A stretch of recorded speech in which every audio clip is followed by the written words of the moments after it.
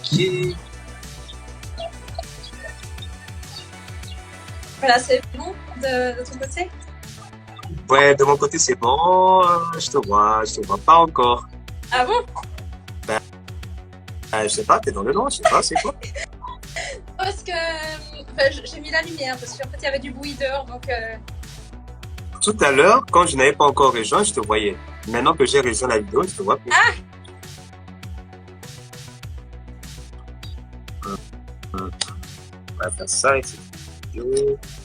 J'avais le même problème le dernier live. Je te voyais pas, je ne voyais pas pour elle, donc c'était un peu chaud. Tu n'as pas arrêté ta caméra par hasard. non. Euh, quand j'ai fait ça, j'ai arrêté ma caméra. Peut-être j'essaie de voir. Je ne sais pas si c'est de mon côté que je dois voir ça. Je sais pas. Attends. J'essaie d'arranger, de gérer de mon côté. Parce que j'ai souvent du mal à avoir ton image et l'image d'Aurel d'ailleurs. La première fois, oui, mais la seconde fois, je n'ai pas fait. Tu es toujours là? Là. Je sais pas, qu'est-ce qui se passe? Avec moi.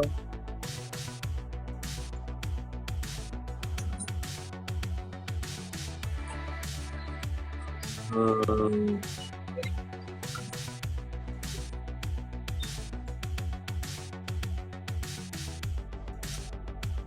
ouais.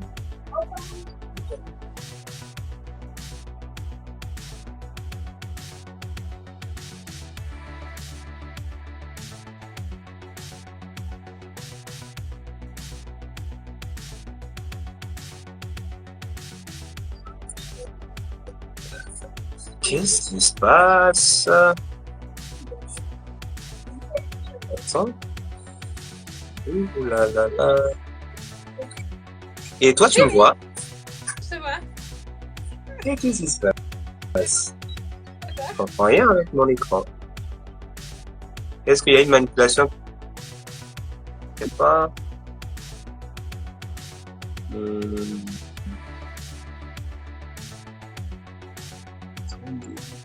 Voilà pourquoi je voulais bien qu'on essaie. Il y a peut-être une petite manipulation de mon côté, ou bien les paramètres de mon machin. Non. Euh,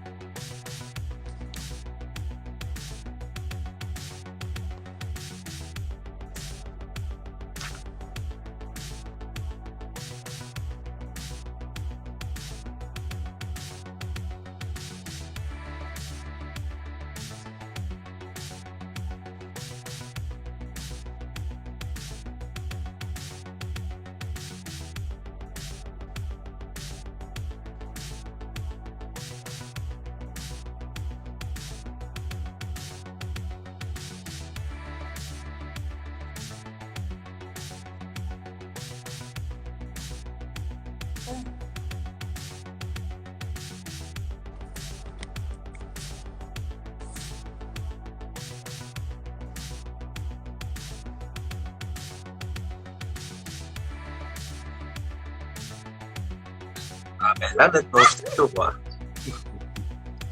C'est réussi, là c'est bon. Ben on va certainement attendre Aurel, sinon t'es prête? Oui. Ah ben c'est bien, c'est bien. Aujourd'hui on a beaucoup de travail parce que pour tout, disons pour Instagram, on n'aura pas de les passages bibliques, on va les lire, disons, pendant qu'on va répondre aux questions.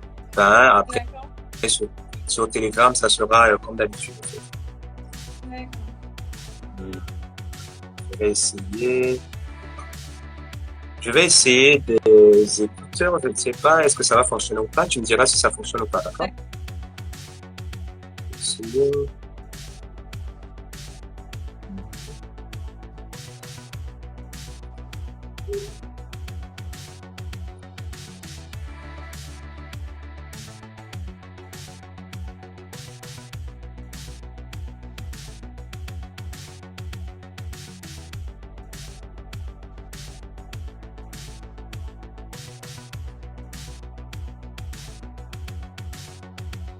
Tu dis que tu me reçois toi-même.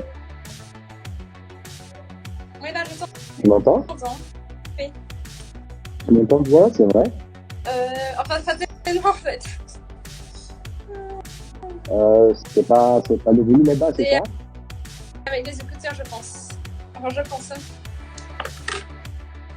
C'est mieux sans écouteurs.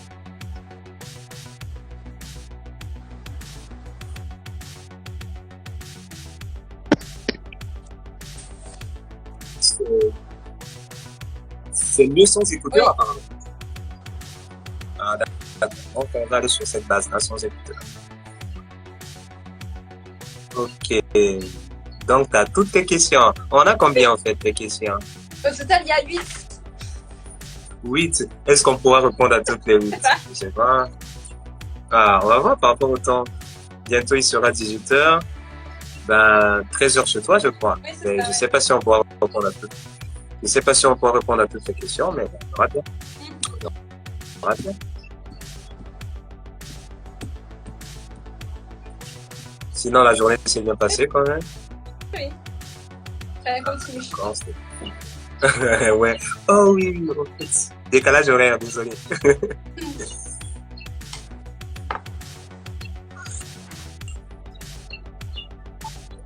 Mais je crois qu'Aurel finit à 18h parce que je lui avais posé la question. Elle me disait qu'elle ne pouvait pas se libérer. Elle ne savait pas si elle pouvait se libérer avant 18h. D'accord.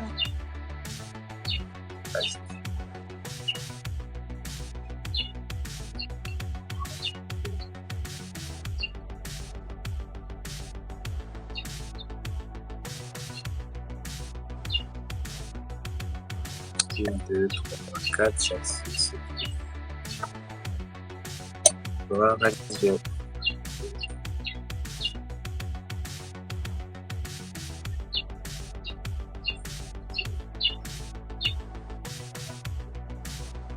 C'est un nouveau format qu'on va essayer, hein. Tu sais, c'est nouveau.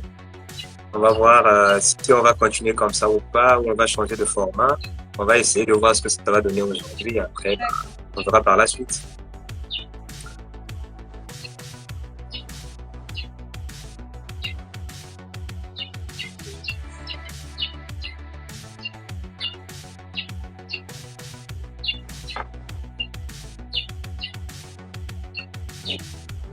Voilà,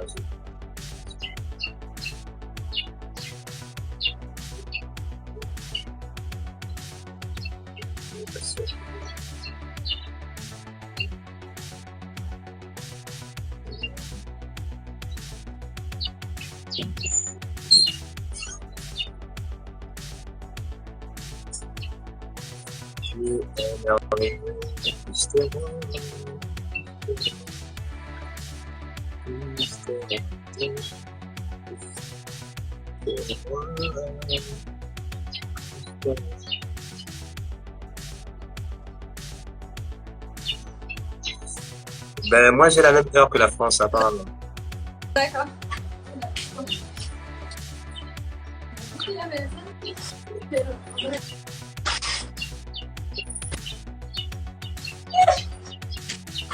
Voilà, on va dire ça c'est beau. Voilà. Finalement. Finalement. Bah, c'est bien.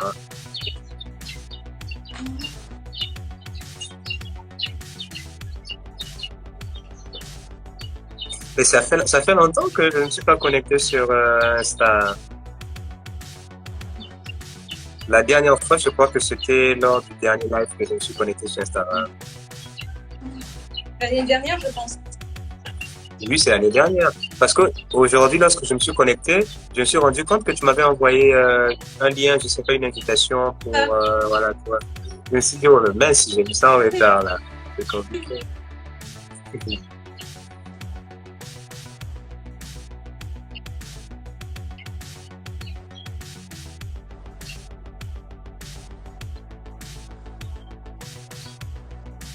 Seigneur, c'est moi que l'on a fait tout ce que t'entends. Seigneur Jésus, je te prie, Bon, montre-moi que l'on il y a encore personne. Ah ben, comment ça? fait tout ce que t'entends.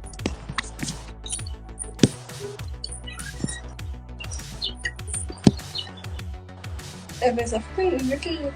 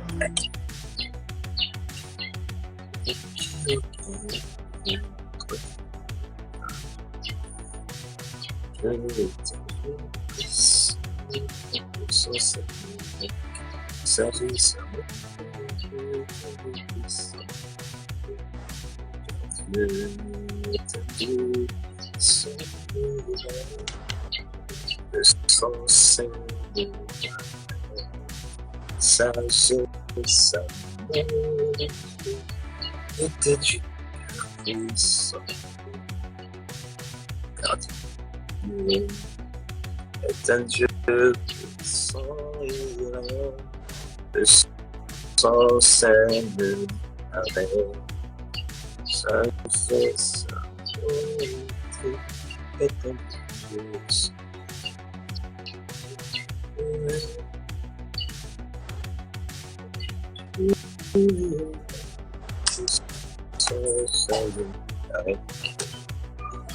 Sagesse, est un Dieu puissant, car Dieu est un Dieu puissant et vrai. Car il a commencé, il est point qui tient, il est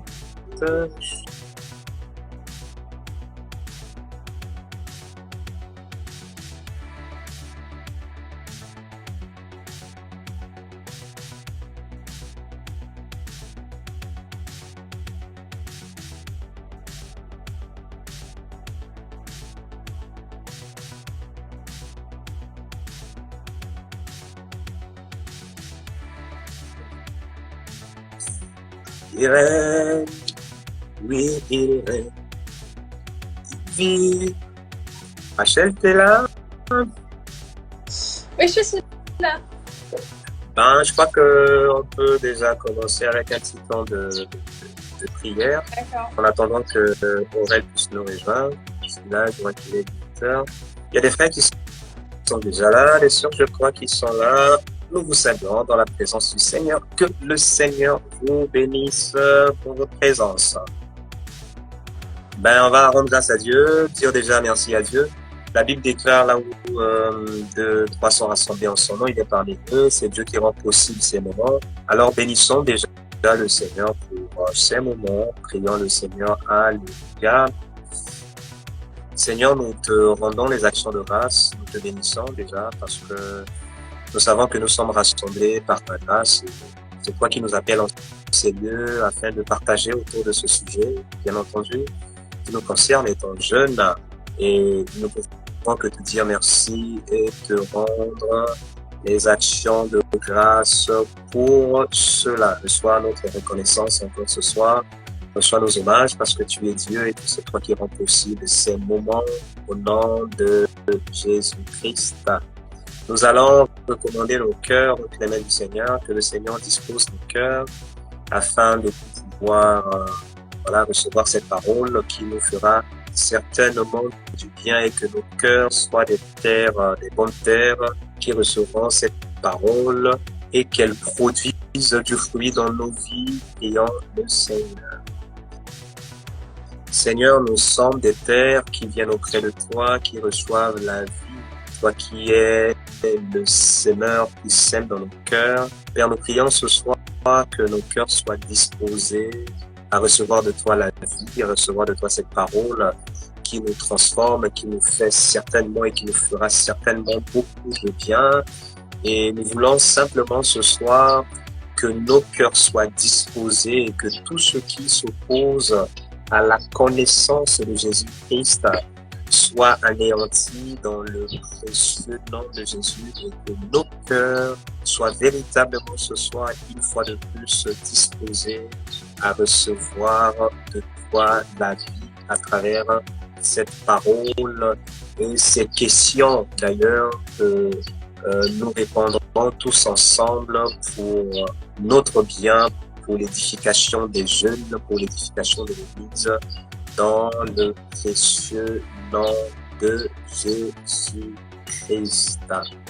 Alors, nous allons prier le Seigneur que l'Esprit de Dieu soit au contrôle de ces moments, puisque nous l'avons dit, là où 2, 3 sont rassemblés en son nom, il est parmi nous, c'est vrai, mais que rien n'empêche à l'Esprit de Dieu de se manifester, de nous parler, d'ailleurs de nous inspirer, puisque c'est lui qui accorde des réponses à toutes nos questions selon que la Bible nous le déclare. Prions le Seigneur. Saint-Esprit de Dieu, nous savons que tu es avec nous, nous savons que tu es rassemblé avec nous ce soir, d'ailleurs, dans ce jour, d'ailleurs, disons, en fonction de notre localisation, tu es avec nous, Seigneur, et nous savons une chose, que c'est toi, Saint-Esprit, qui produit en nous le pouvoir et le faire. C'est toi, Saint-Esprit, qui parle à nos cœurs. C'est toi, Saint-Esprit, qui nous oriente. C'est toi, Saint-Esprit, qui fait toutes choses en tes mains. Tu déclares que le Seigneur l'a déclaré en disant, je m'en vais, il est mieux pour moi que je m'en aille et que lui vienne. Lorsque le Consolateur sera venu, il vous enseignera toutes choses et vous conduira dans toute la vérité. Alors, Saint-Esprit, ce soir, ou encore en ce jour, en ce moment, en cet instant que nous partageons la parole, conduis-nous dans la vérité de l'Évangile, dans la vérité de Christ, et que ce soit le même esprit qui produise en nous la conviction de la parole de Dieu. Car c'est lui qui produit en nous le vouloir et le faire. C'est lui qui nous conduit dans toute la vérité. C'est lui qui nous enseigne toutes choses. C'est lui, le Saint-Esprit, qui est notre consolateur, qui est notre enseignant par excellence.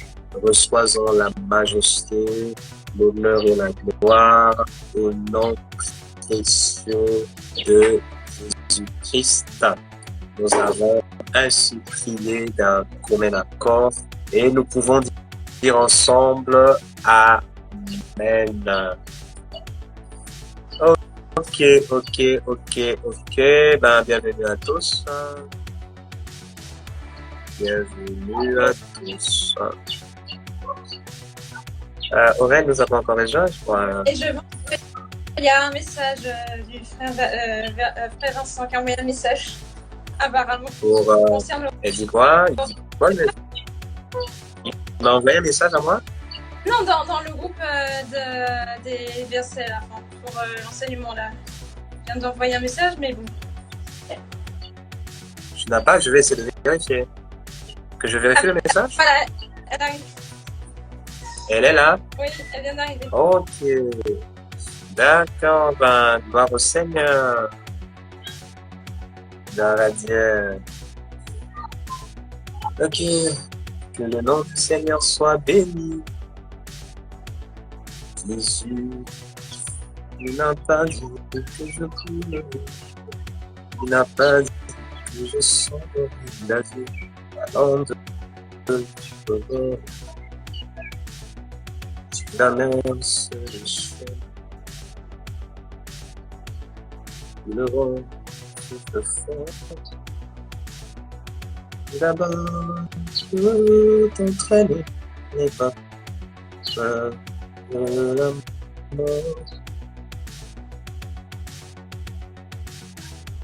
Là-bas, tu veux t'entraîner, n'aie pas peur de la mort.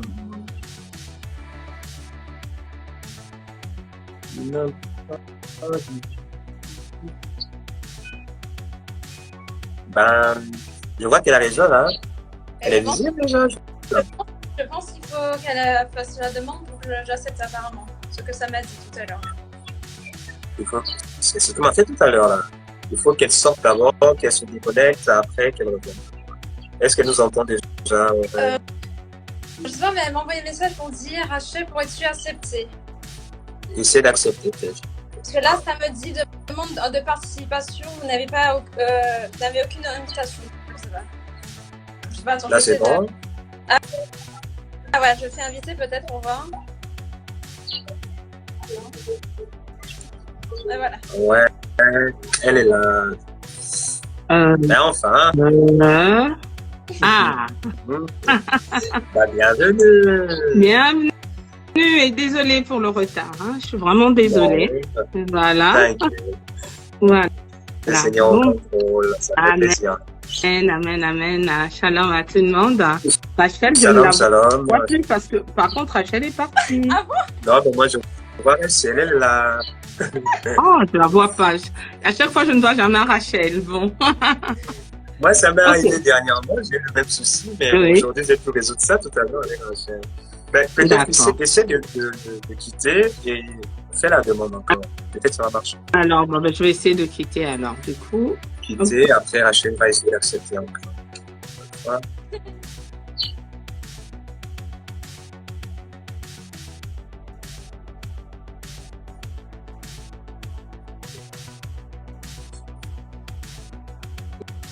Ça va marcher, je crois.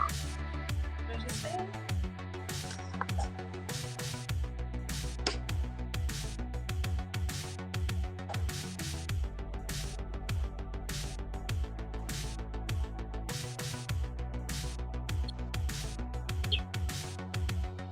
Elle a envoyé? Pas encore? Attends, je regarde. Oui. Voilà, elle a fait la CT là. Ouais, voilà, c'est bon. Bah, il faut voir ce que ça va donner. La fois dernière, moi, ça m'a dérangé. Est-ce que là, Bon. c'est bon? Bon, ben, je ne vois que Valdo, mais bon, c'est pas grave, on va faire avec. Ouh là là. Dernièrement, ça m'a fait ça et bah, ça m'avait dérangé. Mhm. Le fait que je ne voyais ni Rachel, je ne voyais ni Maman Rel, bah, ça m'avait dérangé. Ben, Ouais, j'imagine c'est que vrai ça que c'est dérange. embêtant. C'est C'est quand même embêtant. bien d'avoir. Non, Rachel, je ne te vois pas, mais bon, on va devoir faire avec. C'est marrant, peut-être que je quitte aujourd'hui. Ben, on va Non, mais c'est toi qui as lancé, essayer si tu comme quittes, est-ce ça. que ça va? Voilà. On va essayer comme ça. D'accord, ben, je la vois pour toi, hein, Rachel. Je la vois pour toi. Ah oui. Je la vois pour toi. Pour nous deux. Ah, si je pouvais pas voir tes yeux. Hein. Voilà, ça fait plaisir. Mais bienvenue à tous bon. encore une fois de plus. Nous avons déjà rendu grâce à Dieu. Nous avons prié tout à l'heure avant que tu n'arrives. Ben, juste une minute après t'es arrivé. Donc, Mhm. les moments où nous l'avons commandé à Dieu. Ben, Amen. je crois que nous sommes traités, que le Seigneur était avec toi. Nous avons passé une bonne journée. J'espère bien que chacun de nous a passé une excellente journée. Très Par la bien grâce du pour Seigneur. Grâce Ah, à gloire au Dieu. Seigneur. Et Rachel, je pense que ça va. Rachel aussi. Mhm. Belle journée, hein. Mhm. Ça continue. Elle m'a dit que ça continue, c'est normal. Ben, elle, c'est que le début, je crois. C'est C'est là encore mon ouais, je crois que c'est que le début. Hein. Il n'est même pas midi chez Rachel, je crois. C'est 1 heure, mais non. Ah, ben voilà. D'accord. Mhm. Ok. Alors, ben, moi, je suis toute oui, je suis prête. Hein. Voilà. Alors, Alors, on va Rachel, y tu es là, aller, hein, là. t'es bien là, hein, même si je te vois pas, t'es là. Hein. Et super. Alors, ben voilà, moi, je suis prête. On peut démarrer, si vous voulez. Ok. Ben, le but aujourd'hui, c'est de répondre à certaines questions que se posent les jeunes, notamment dans le domaine des relations sexuelles, puisque étant jeunes, nous posons beaucoup de questions. Il y a des pratiques, est-ce que toutes les pratiques sont permises? Est-ce qu'il y a des actes qui sont permis ou pas? Est-ce qu'on peut avoir des rapports sexuels avant le mariage? Il y a tellement de questions qui se posent. Et ben, nous avons pu avoir un certain nombre de questions qui ont été posées donc ce soir ensemble. Avec la servante de Dieu, on va essayer de répondre à certaines questions. Si le temps le permet, on ira jusqu'à la fin. Mais si le temps ne le permet pas, on va répondre à certaines et peut-être qu'avec le temps, avec des jours qui suivront, on pourra répondre à d'autres questions. Donc, c'est qui va nous aider comme d'habitude, c'est bien Rachel. Avec les questions que tu as reçues, nous sommes là, nous t'écoutons. Quelles sont les questions que les jeunes se posent dans notre environnement ou bien partout dans le monde? On va essayer de répondre ensemble avec la servante de Dieu. Qu'il plaise au Seigneur de nous aider et de nous assister dans ce challenge journalier. Amen. Il veut commencer pour les questions du coup. Ouais. Oui, on t'écoute, Rachel. La première question, c'est que les jeunes se posent, les rapports sexuels sont Alors, c'est une pécheuses? question pour qui? Ah bah deux, je pense. D'accord. Oui. D'accord, ça commence avec moi. D'accord. Ok. Donc, est-ce que les rapports sexuels sont une mauvaise chose? C'est bien ça la question. D'accord. La réponse, on peut la donner sur deux volets. D'accord. En soi, on pourrait dire, en soi, les rapports sexuels ne sont pas une mauvaise chose. D'accord. Puisque c'est Dieu qui a établi cette relation entre un homme et une femme. Seulement, ce que nous devons savoir, c'est que les rapports sexuels sont définis dans un cadre que Dieu a défini lui-même. Et ce cadre s'appelle le mariage. Amen. Aujourd'hui, nous posons un certain nombre de questions. C'est parce que le sujet est devenu tabou dans le milieu chrétien. Pourquoi le sujet est devenu tabou et qu'on l'aborde avec des pincettes? C'est à cause de la dépravation et la perversion qui tourne autour de ce sujet dans le monde, dans notre génération aujourd'hui, que même l'aborder dans l'église, il y a plusieurs qui hésitent afin d'aborder le sujet en profondeur. Regardons seulement ce qui se passe d'ailleurs dans la société. Pour une publicité de pâte dentifrice, par exemple, on va nous mettre une sœur, une femme qui est dénudée, qui est, je ne sais pas, presque nue. Pour la publicité des aliments, de ce que nous devons manger, la publicité d'un fromage, je ne sais pas, d'un produit pharmaceutique. Dans toutes ces choses, le diable essaie de banaliser le sexe, en fait. Et lorsque le diable est en train de banaliser quelque chose, de rendre banal quelque chose, on doit faire attention. Il y a quelque chose de très important, quelque chose de très capital là derrière. On se souvient de ce qui s'est passé dans le jardin d'Éden. Lorsque le serpent vient poser la question à la femme, Dieu a-t-il réellement dit? Non, écoute, non, ce n'est pas ça. C'est banal. Si vous en mangez, il n'arrivera rien. Vous serez simplement comme Dieu. Il est en train de banaliser l'instruction de Dieu. Il est en train de banaliser l'orientation de Dieu et nous savons quelles sont les conséquences qui ont suivi derrière. Et le sexe est tellement devenu banal que nous oublions quelque chose. Il y a tellement une profondeur dans le sexe que le couple représente en réalité la relation entre Dieu et l'Église. On se rend compte de ça. C'est qu'aujourd'hui, lorsque un homme a épousé une femme, cette relation représente la relation que Christ a avec l'Église. Le sexe, en réalité, n'est pas une mauvaise chose. La preuve, c'est qu'à la création, comme on le voit, la Bible dit, lorsque Dieu a créé l'homme et la femme, il est béni. Et la première bénédiction que Dieu énonce sur le couple adamique, il dit soyez féconds. La Bible dit il est béni et dit soyez féconds. Mais comment être fécond si on n'a pas de rapport sexuel?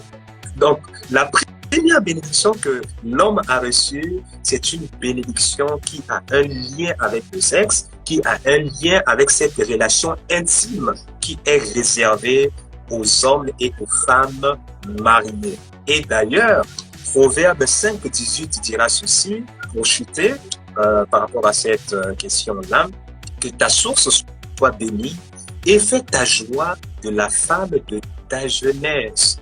Le Seigneur nous demande de nous réjouir de la femme de notre jeunesse. Non seulement que le sexe est cadré dans le mariage, il est fait. Le premier rôle, c'est la procréation, faire des enfants, se multiplier sur la terre, mais aussi il y a une dimension de réjouissance dans le sexe, mais seulement cette réjouissance est réservée à ceux qui sont mariés et reconnus légal devant le Seigneur.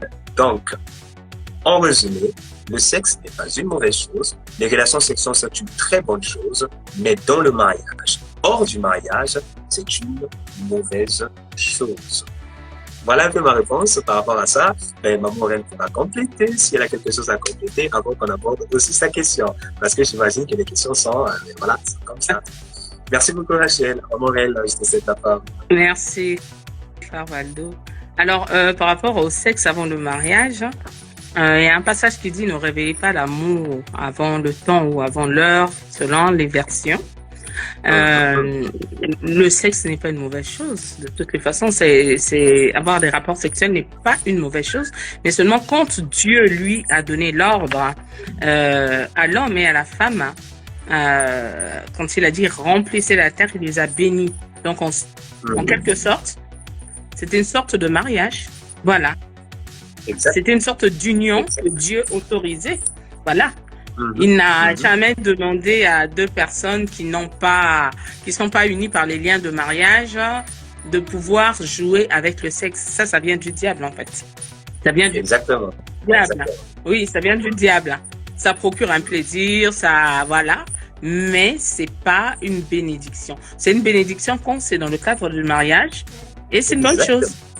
C'est une bonne chose. Mais, voilà, je reviens encore à la Genèse. Le Seigneur, il a béni l'homme et la femme. Il a dit, soyez féconds, remplissez la terre.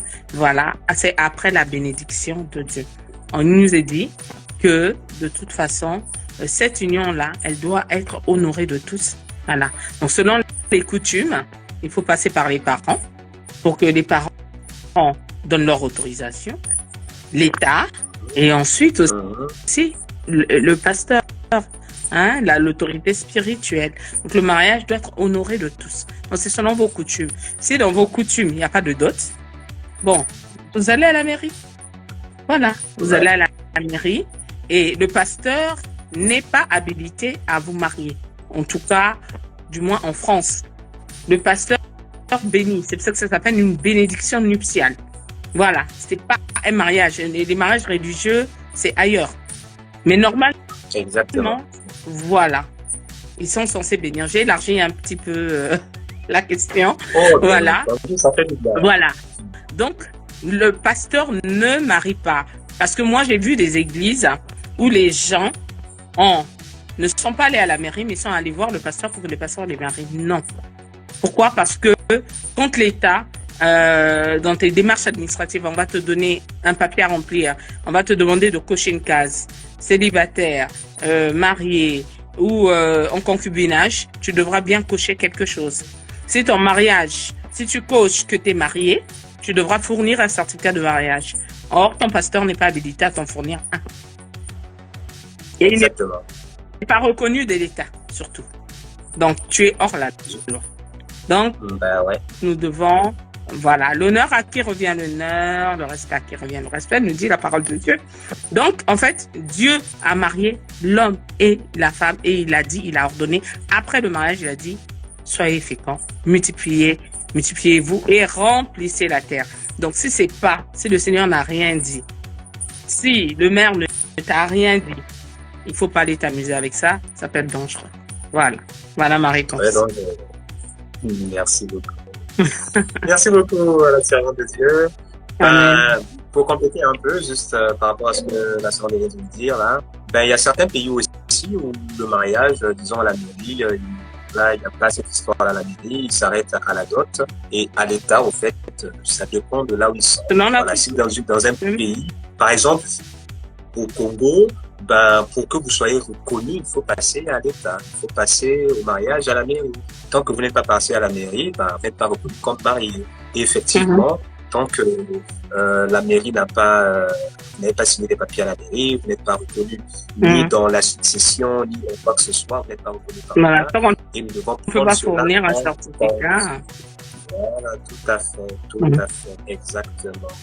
Moi, j'aimerais aussi quand même rebondir avant de terminer la question, parce que j'entends beaucoup de gens qui disent, mais qui a marié Isaac et Rebecca et tout ça.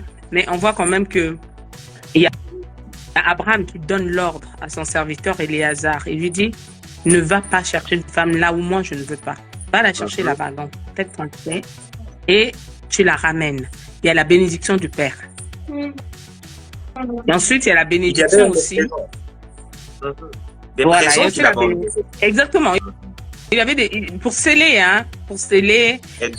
comment dire, la relation, pour sceller, il y a toujours un symbole. C'est comme l'alliance. Voilà. Moi, je porte une alliance. Quand l'alliance, c'est un signe. Je veux dire, c'est pas ça qui fait le mariage. Le mariage, c'est dans le cœur. Mais c'est juste pour sceller.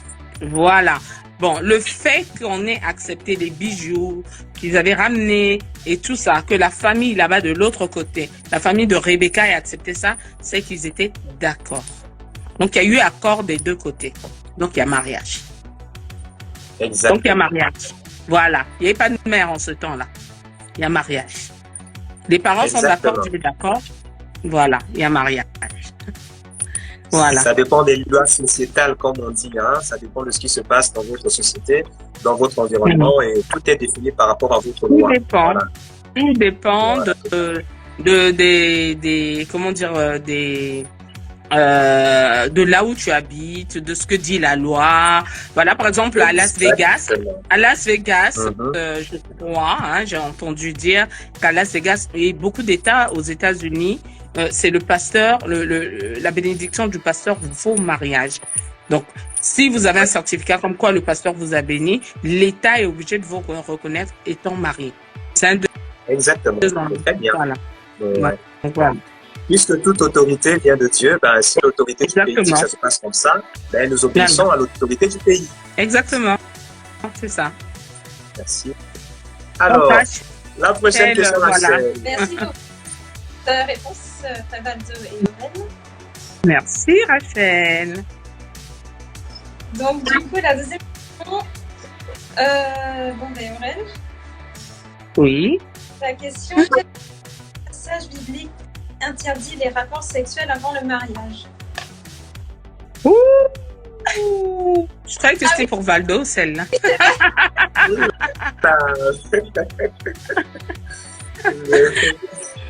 Là, elle nous a surpris, Rachel, c'est bien. Ah oui. Alors, la parole de Dieu déclare, fuyez l'impudicité. Fuyez l'impudicité. Voilà. Donc, l'impudicité, c'est quoi? C'est commettre un acte sexuel ou alors, l'impudicité aussi peut être aussi dans les pensées, tout ça. Mais en tout cas, nous devons fuir l'impudicité. Amen. Amen. Fuir l'impudicité. Fuir l'impudicité veut dire tout simplement qu'on n'a pas l'impudicité. La définition de l'impudicité, c'est commettre un acte impudique ou commettre un acte sexuel en dehors du mariage. Voilà. Exactement. Voilà. Je ne sais pas si tu veux compléter quelque chose. Il y a aussi le verset qui nous dit « N'allez pas vous mettre avec des étrangers, n'allez pas vous mettre sous un joug étranger avec des infidèles. Mais je pense que ça colle pas trop parce que ça, c'est un verset qu'on peut utiliser dans plusieurs domaines. Contexte, voilà. Il rentre aussi dans le contexte, mais je dirais plutôt fuyer l'impudicité. Voilà. Exactement, exactement. C'est un passage, fuyer l'impudicité est un passage très parlant, d'ailleurs, voilà. qui parle beaucoup de ça. Je ne sais pas si ça dérange là, mais j'ai qui tombe sur moi maintenant là. Enfin, j'ai quelques passages qui peuvent nous aider. Voilà. En dehors du passage que la servante de Dieu a mentionné, hein, il y a un autre passage, on peut l'avoir, je peux lire 1 Thessaloniciens 4, le verset 3 à 4. J'ai eu quelques passages, avec le passage que Maman Aurèle a eu, on va voir. Il est dit dans 1 Thessaloniciens 4, le verset 3 au verset 4, il est dit, car c'est ici la volonté d'Élohim, votre sanctification, que vous vous absteniez de la relation sexuelle illicite. Que vous vous absteniez de la relation sexuelle illicite. Un autre passage, 1 Corinthiens 7, 1 à 2 dira ceci. J'en viens à présent, dit Paul, au problème que vous avez soulevé dans votre lettre. C'est une excellente chose, dites-vous, qu'un homme se passe de femme. Cependant, pour éviter toute immoralité, il est préférable que chaque homme ait sa femme et que chaque femme ait son mari. Et le mot relation sexuelle illicite est utilisé dans 1 Thessaloniciens. Je vous prends une explication du mot. Le mot qui est utilisé pour donner relation sexuelle illicite ou encore impudicité, c'est le mot grec porneia. Et sa signification, c'est adultère, fornication, homosexualité, mœurs d'une lesbienne, relation avec des animaux, relation avec un proche parent, relation sexuelle avec un plus de divorce. Donc, on se rend compte qu'on a bien des passages dans la parole qui nous interdisent des relations sexuelles avant le mariage. Et Paul dit que oui, il est bien que, comme lui le préfère, que vous soyez célibataire, mais parce que vous brûlez, parce que pour éviter l'immoralité sexuelle, que chacun de vous ait sa femme et que chacun ait son mari.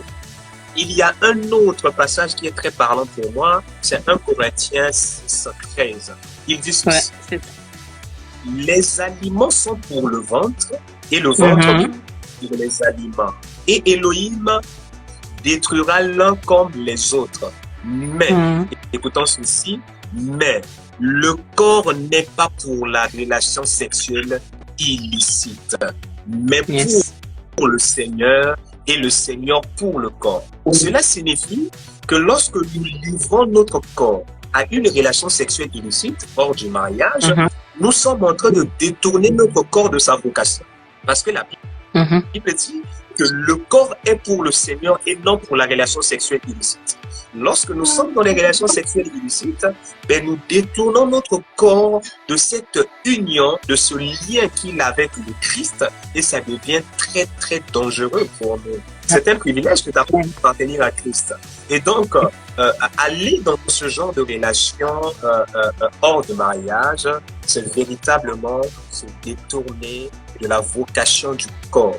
Pourquoi on dit que le corps est pour Christ? Comme je le disais plus haut, le mariage en réalité représente simplement, est symbolique de la relation que l'Église a avec Christ. La relation que nous avons avec Christ, c'est ce qui est représenté actuellement dans le mariage que nous vivons.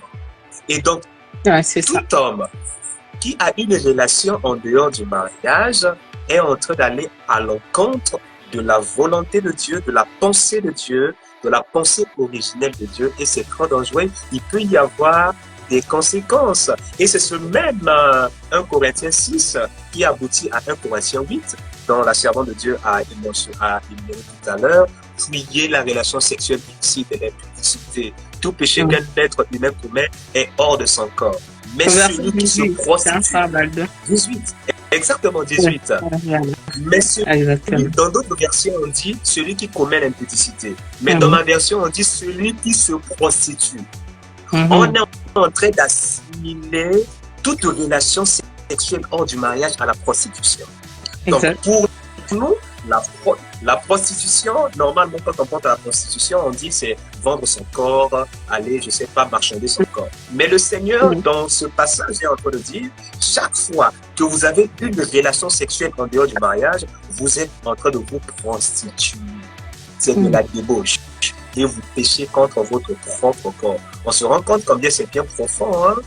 Et d'ailleurs, quand on se laisse à s'amuser, le mot pornéia dont on a étudié tout à l'heure, ça nous fait penser à quelque chose de pornéia. On sait à quoi ça fait penser. Ça fait penser à la pornographie.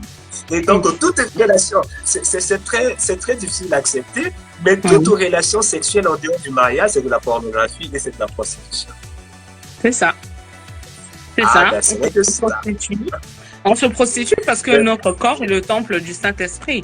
Voilà, il appartient à Dieu. Et si Dieu n'a pas dit oui, c'est, tu es en train tu es en train oh là là là là. On est en train oh, merci. On est des brigands. On est des brigands. On fait quelque chose, voilà, je dis entre guillemets, hein, on fait quelque chose que Dieu n'approuve pas. Voilà. Exactement. Et on affecte le Saint-Esprit et le Saint-Esprit s'en va. Et c'est pareil hein, pour la masturbation. Je dis la même chose.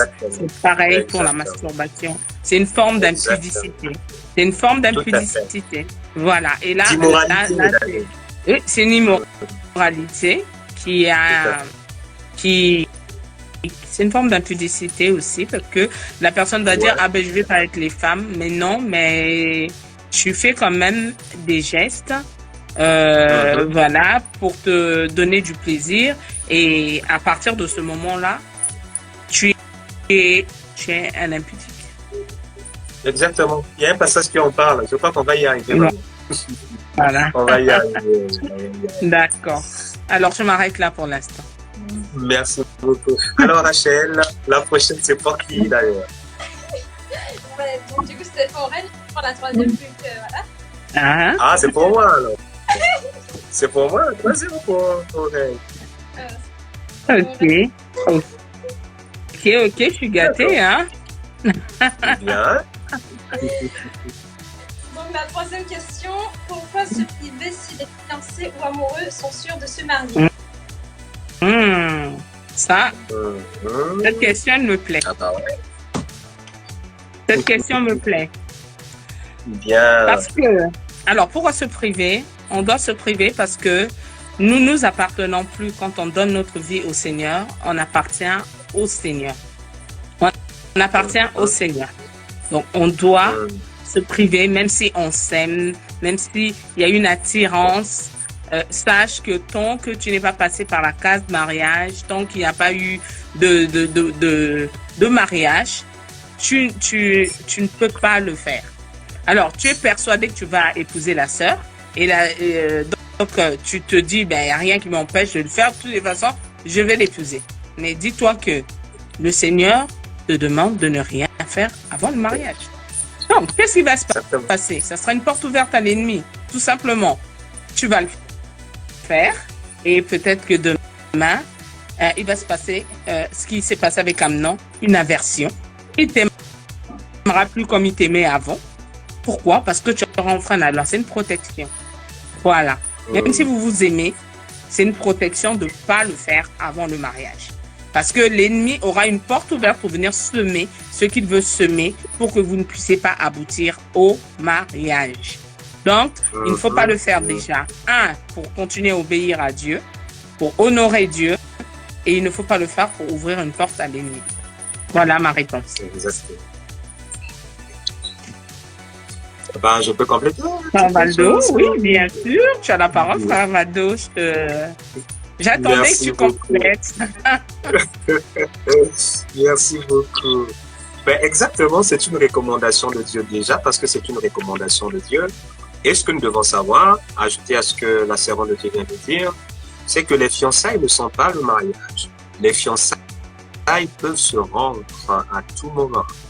Quand on est fiancé, c'est une période où on se découvre l'un l'autre et il n'y a pas d'alliance encore qui a été scellée. Or, les relations sexuelles sont réservées à ceux qui ont déjà scellé l'alliance. Et souvenons-nous, quand on parle des noces dans la parole, dans la Bible, on fait souvent allusion aux vierges. Parce que le mariage devrait être célébré avec une vierge et c'est pendant les noces que la fille perd sa virginité. Donc d'ailleurs, en Israël, on ne pouvait que donner en mariage une fille qui était vierge. Et lorsqu'on a déjà perdu sa virginité, ça devient un déshonneur. Ainsi, Paul va nous dire quelque chose dans 2 Corinthiens 11, le verset 2, il dit ceci. Car je suis jaloux de vous d'une jalousie de Dieu, parce que je vous ai fiancé à un seul époux pour vous présenter à Christ comme une vierge pure. Quand on disait tout à l'heure que le mariage en réalité n'est que le reflet ou encore la symbolique de notre relation avec Christ. Et donc, Paul est en train de nous dire, il veut nous présenter à Christ comme une vierge pure. C'est ça le mariage en réalité. Et l'Église ne devrait pas perdre ces valeurs-là. On ne devrait pas perdre ces valeurs. Voilà pourquoi même l'impudicité est interdite. La fornication, toutes ces choses sont interdites. Pourquoi? Parce que la jeune sœur, en réalité, devrait se présenter dans son foyer étant vierge. C'est ça la volonté du Seigneur. C'est ça. Mais tellement qu'on a rendu banal les choses, tellement que la société nous a mal enseigné, tellement que nous avons écouté des choses, ben nous avons perdu beaucoup de choses. Mais la bonne nouvelle, c'est qu'il n'est jamais trop tard avec le Seigneur. Le Seigneur est toujours là de nous réactiver, de nous nettoyer.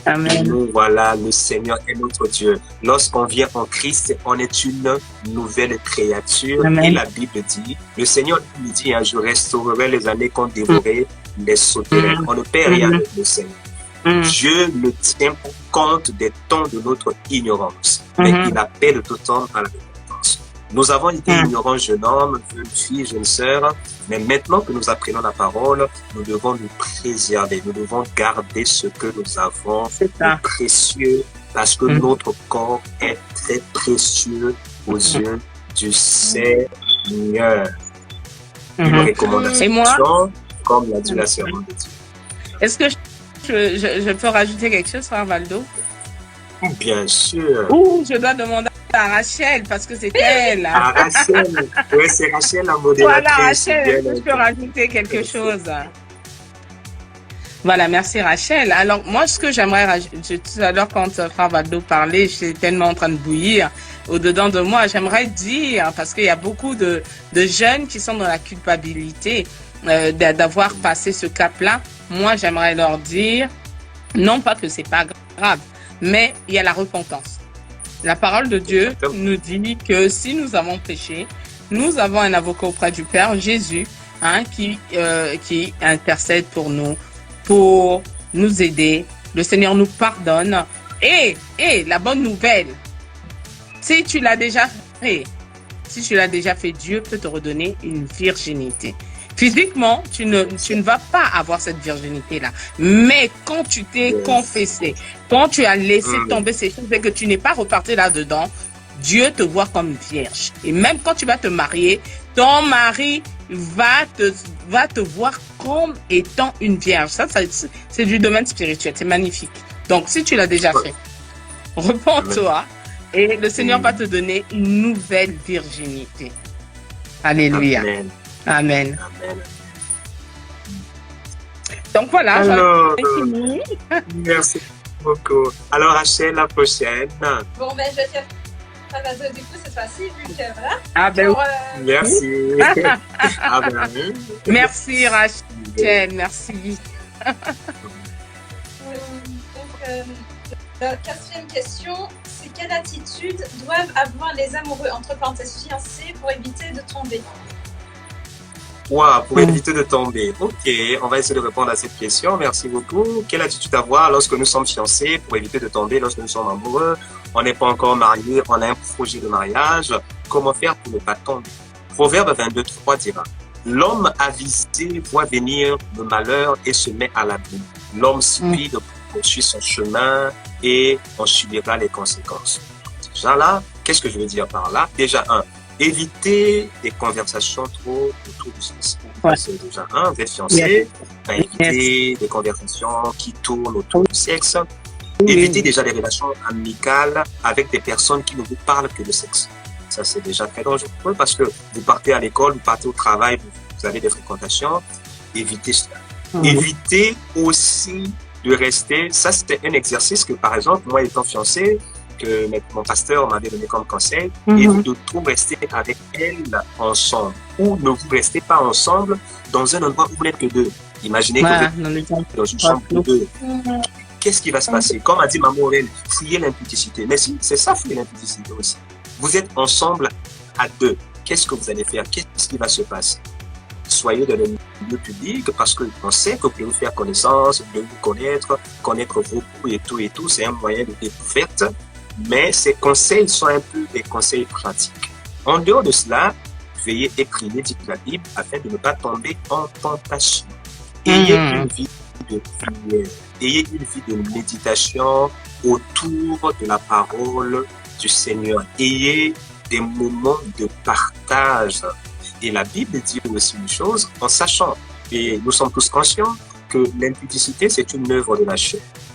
Or, il est dit, marchez selon l'esprit et vous n'accomplirez point les désirs de la chair. Et plus on va développer l'esprit, plus on aura de l'emprise sur notre chair. Mais attention, bien qu'on ait développé ou qu'on nourrit notre esprit, en matière d'impudicité, il n'y a pas d'homme très, très spirituel. En matière d'impudicité et de relations sexuelles, le Seigneur a dit, si Satan se présente à vous-même en personne, résistez au diable. Mais l'impudicité, on ne résiste pas. On fuit. Chers frères, chères sœurs, en ce qui concerne les relations sexuelles, il n'y a pas de gaillard, il n'y a pas de résistant. On dit fuir. Parce que, en réalité, vous savez, un petit témoignage, je l'ai expérimenté. Il y a eu un moment donné après, je crois, 2 ans parce que à l'époque, nous étions à l'étranger avec ma fiancée, donc on s'est fiancé à l'étranger, il fallait venir au pays pour faire toutes ces choses. Mais il est arrivé un moment après 1 année, 2 ans, je crois. Mais comme ma fiancée à l'époque passait, je suis un homme. Je regardais la sœur, je me disais, là, ça commence à devenir compliqué. Mais qu'est-ce qu'il faut faire? Il faut fuir. Là, il faut fuir. C'est-à-dire que tu es avec la sœur ou avec le frère, tu constates que ça ne va pas. Prends tes bagages, va seulement. Amen. Donc, fuyez l'impudicité. Pour ne pas tomber, donc, priez, soyez spirituels, mais n'oubliez pas, fuyez l'impudicité. On ne résiste pas à l'impudicité. Donc, voilà un peu ce que je vais donner en gros comme réponse. Je sais que Maman aura quelque chose à compléter là-dessus. Oui, c'est quelque chose à dire, c'est qu'on tombe toujours. On ne peut pas lutter contre ça. On ne peut pas lutter contre ça. Si la parole de Dieu nous recommande de fuir, c'est qu'il faut fuir. C'est tout. Voilà. S'il te dit fuis, c'est tout.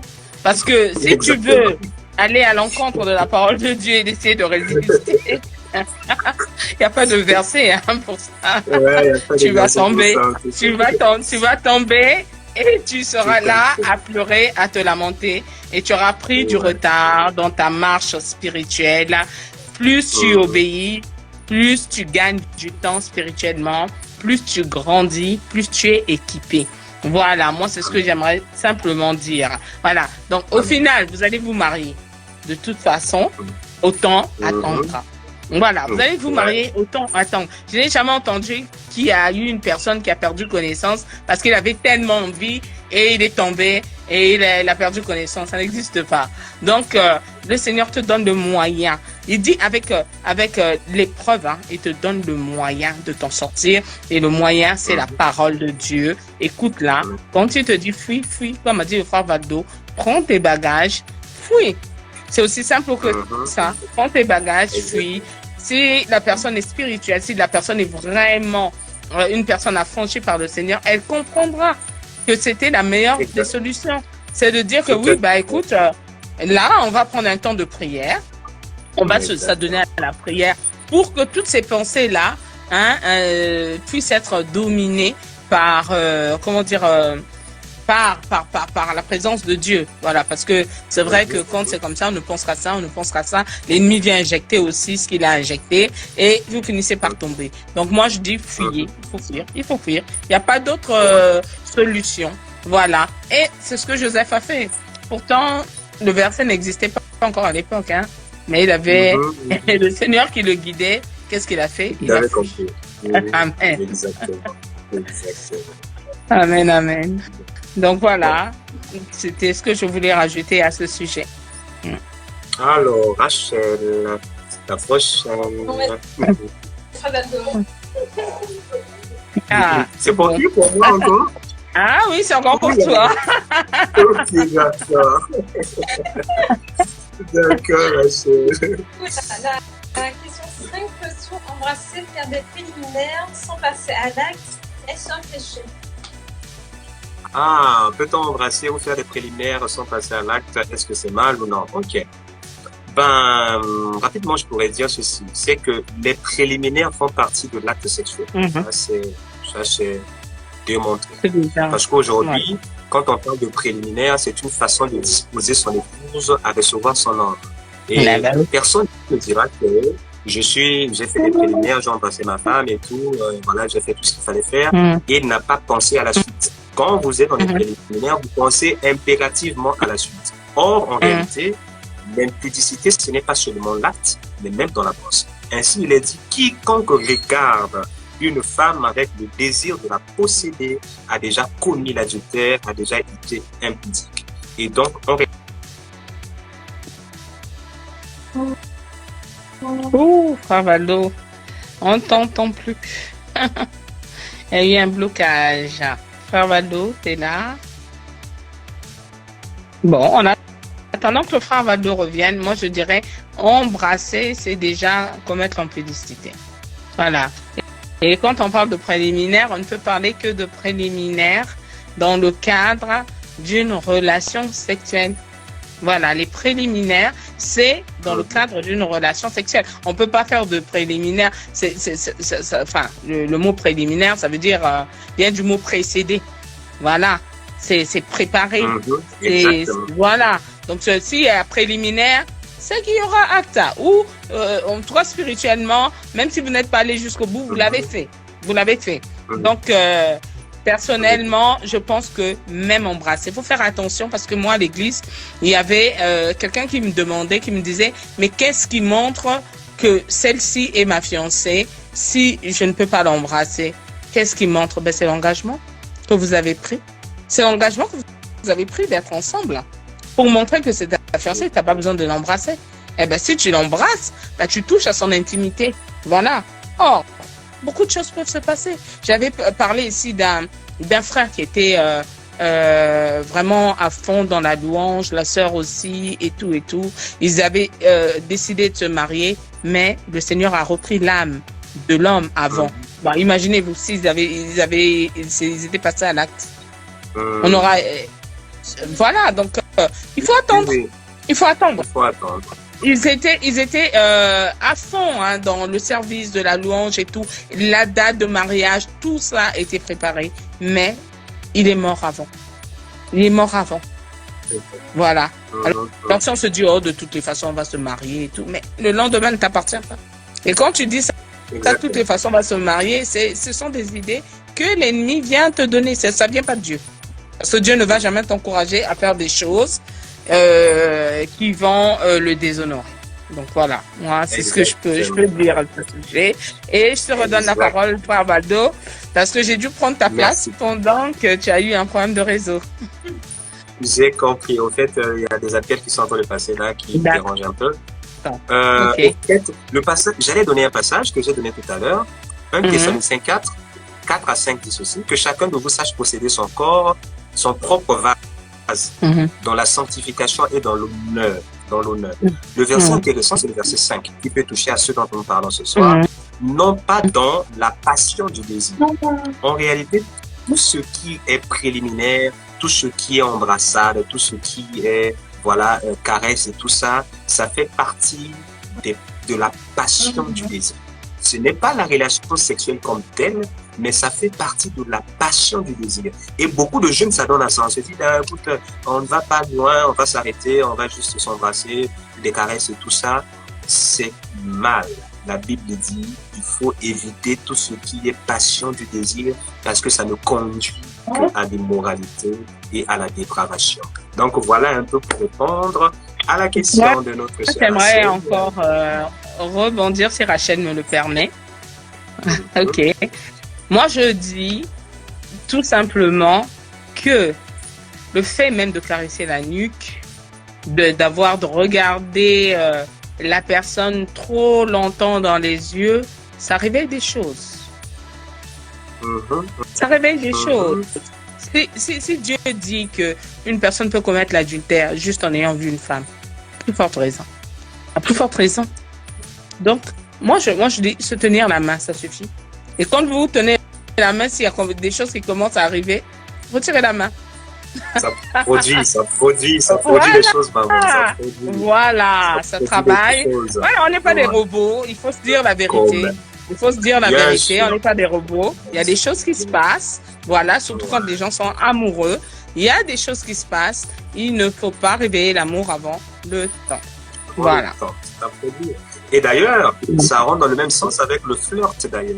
Il y a beaucoup qui flirtent, le flirt et tout ça, le flirt souvent, avec des messages, avec comment on appelle des stickers, avec beaucoup de choses, on entend de flirter. Mais attention, ça produit des choses dans la pensée et ça nous fait pécher en pensée. Oui. Et comme cette chose nous fait pécher en pensée, la Bible dit ceci: si ta main droite ou ton œil est une occasion de chute pour toi, ben arrache ta main. Donc tant mieux s'en priver que de vouloir perdre sa vie pour rien ou d'aller en rencontre de la parole de Dieu. Donc même le flirt est très dangereux. Oui, même le flirt. Bon, enfin, je suis en train de... Je mets bien l'accent pour ceux qui nous ont rejoints après. On parle des copains, copines et fiancés. On ne parle pas de mariés. Voilà. Non, exactement. Voilà. Exactement. Si un homme culpabilise parce qu'il a envoyé un bisou à sa femme par SMS, non, il ne faut pas culpabiliser. Il faut que tu envoies encore plus de bisous parce que c'est ta femme. Encore plus de bisous. Voilà. Exactement. Ok, on passe à la prochaine, je crois. Amen. Mais je crois qu'on est là. On est à la fin, là, je crois, déjà. Est-ce qu'on continue, on garde ou on continue quand même? Il est presque 19h. Il nous reste 6 minutes. En 6 minutes, on peut, voilà. On peut prendre. Il nous reste combien de questions, Rachel? 3 questions.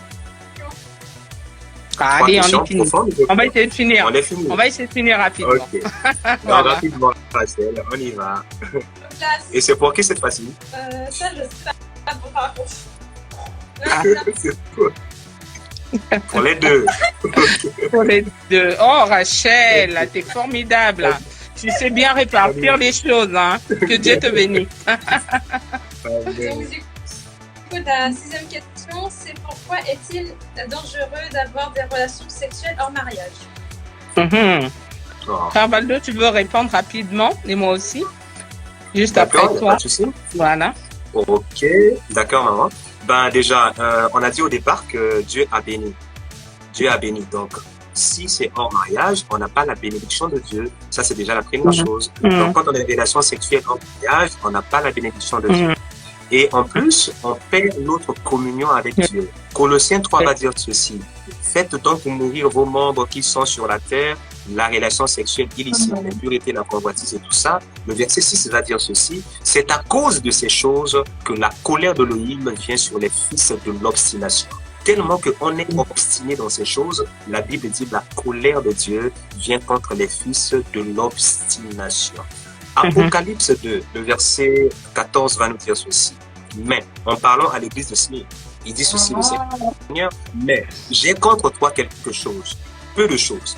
Parce que tu as là qui retiennent la doctrine de Balaam, qui enseignait à Balak à tendre un piège devant les fils d'Israël afin qu'ils mangeassent les viandes sacrifiées aux idoles et qu'ils se prostituent. D'autres versions diront qu'ils commettent l'impudicité. Mais écoutez ce que dit le Seigneur au verset 16. Repends-toi donc, autrement, je viens à toute vitesse contre toi et je te combattrai avec l'épée de ma parole, la bouche, l'épée de ma bouche. Donc, ceux qui commettent l'impudicité, ceux qui sont dans les relations hors mariage, ils sont en train de dégrader le corps de Dieu. Et la Bible dit que là, c'est pas le diable qui s'en prend à toi. Le Seigneur lui-même se lève contre toi. Donc, lorsque nous sommes dans une relation hors mariage, c'est même pas ça notre problème. C'est même pas le diable notre problème. C'est Dieu qui devient notre problème. C'est lui qui vient pour nous combattre. Et c'est lui qui s'oppose à cela.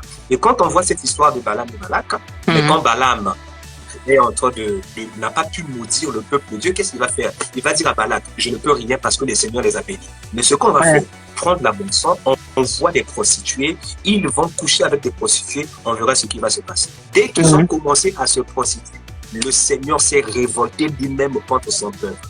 Donc voilà un peu quelques conséquences que l'on peut avoir pour dire que véritablement le Seigneur n'est pas d'accord avec ces choses.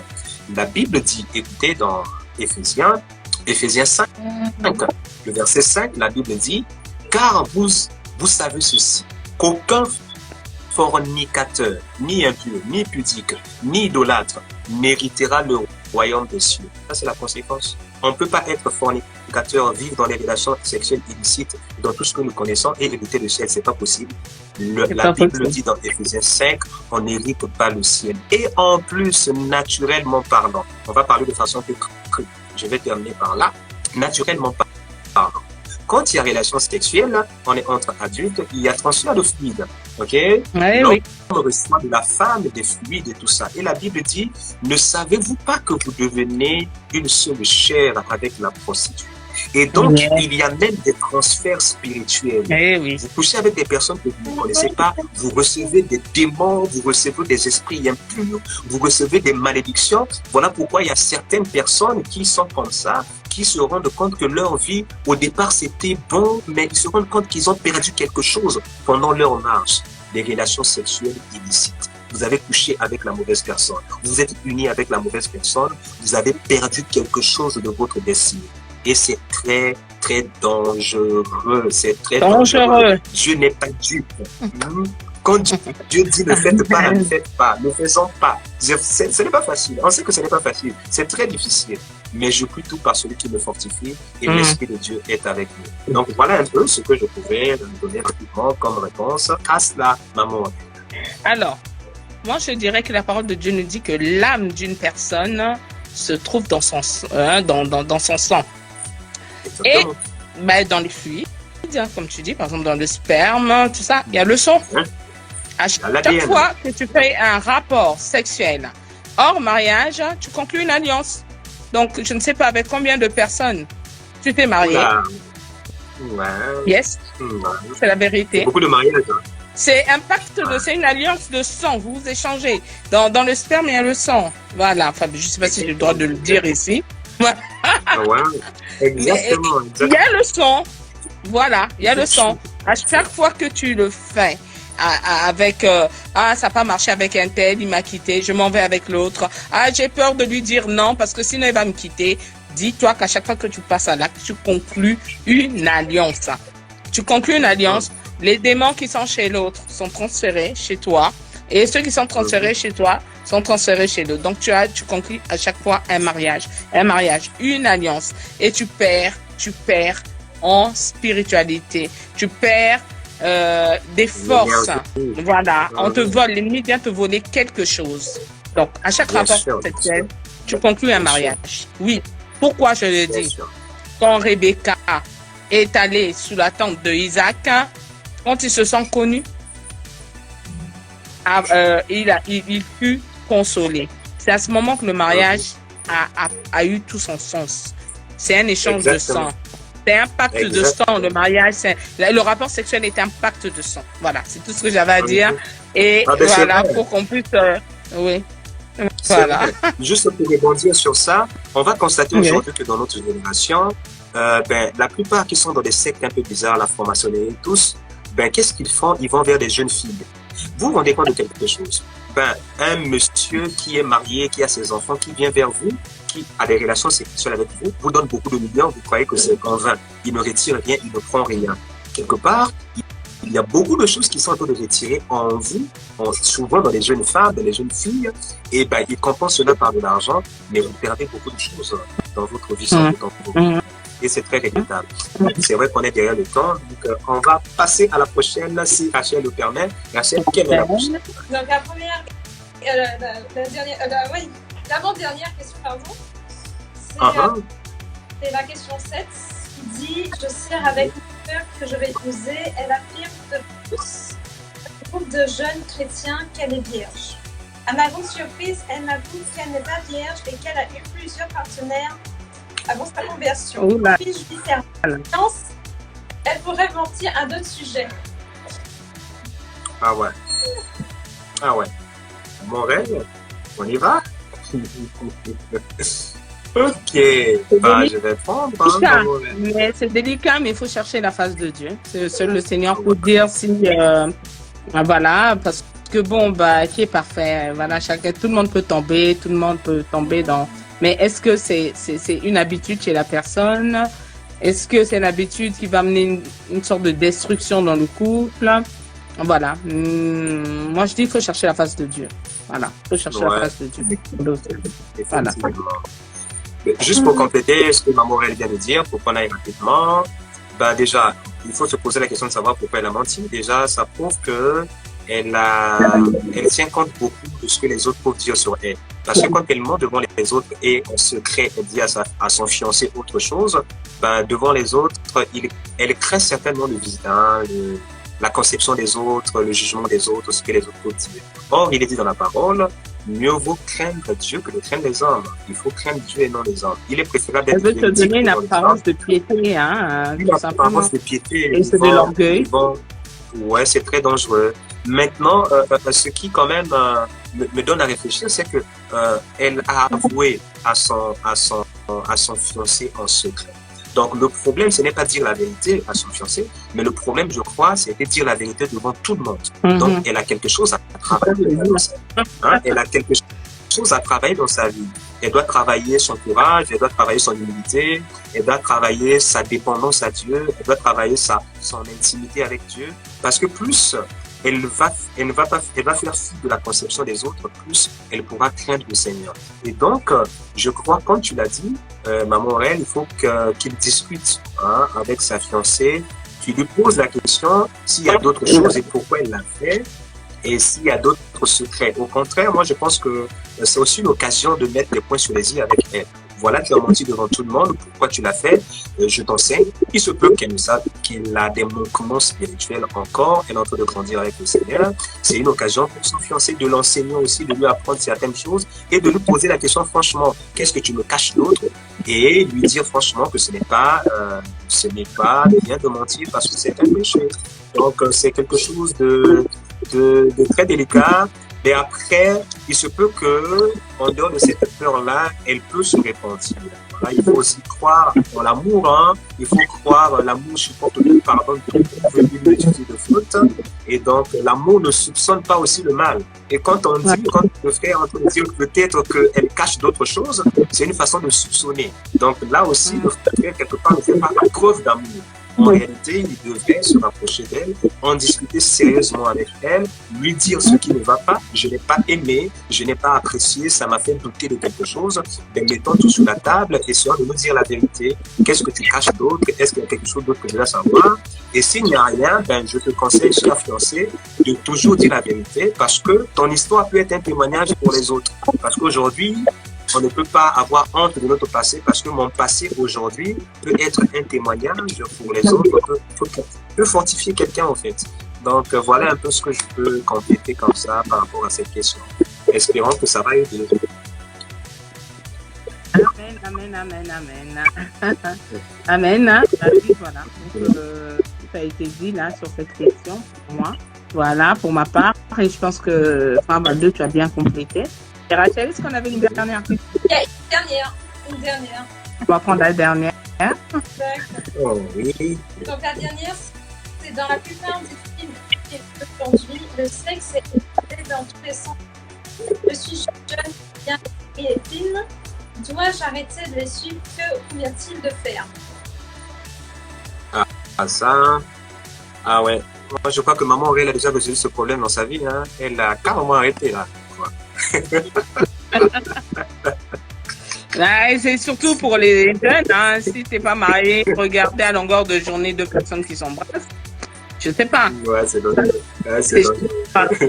Donc je pense que voilà, tout est permis, mais tout n'est pas utile. Si ça ne contribue pas à ton édification, autant arrêter et privilégier ta relation avec le Seigneur, sachant qu'à n'importe quel moment, le Seigneur peut venir te demander ton âme et tu dois être comme une vierge sage.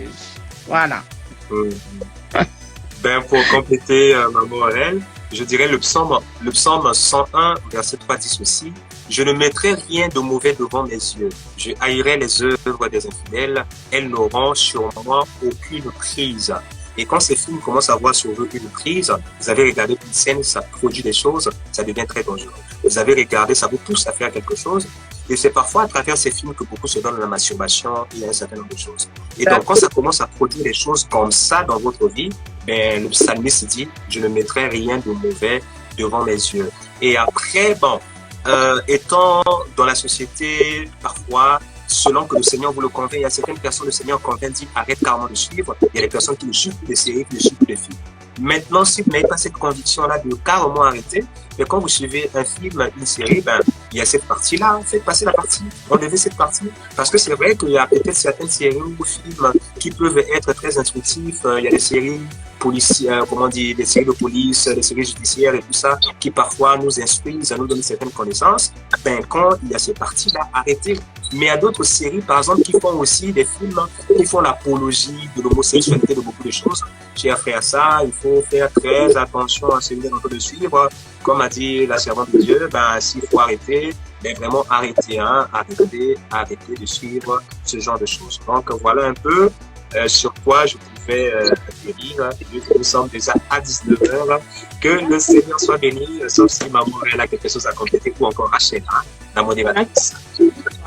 On continue sur Telegram avec le frère Valdo. Voilà. On continue. Et merci à Rachel. Merci frère Valdo. Vraiment, que Dieu vous bénisse abondamment. Voilà, vous avez été des super. Vous avez été des super. Je ne sais même pas quel mot utiliser, mais c'était juste super. Dieu vous bénisse. Que Dieu te bénisse également. Que Dieu te bénisse. Rachel, que le Seigneur te bénisse. Ça a été un plaisir. Que le Seigneur nous garde. On se voit de l'autre côté. Shalom à tous, hein, à tous ceux qui étaient là. Que le Seigneur nous bénisse. Continuer en vidéo aussi, hein, il n'y a pas de souci. Hein. Donc, frère Valdo, si tu veux continuer en vidéo, voilà, sur Telegram, bah, c'est bien, ce serait pas mal. Hein. Voilà, au moins pour le soutenir. Voilà, si tu le souhaites. Voilà. En tout cas, merci d'avoir été là. Merci beaucoup. Allez, shalom. Bye. Salut, Rachel. Alors, Rachel, tu veux bien nous confier à la grâce de Dieu en terminant avant de joindre les autres sur Telegram. Amen. C'est un sang entre tes mains et que chaque jeune, puisse écouter ce qu'on a dit dessus, sur les questions qui se posent. Et je te les remets entre tes mains, Seigneur. Amen. Amen. Merci beaucoup. Shalom. À tout à l'heure, à tout de suite.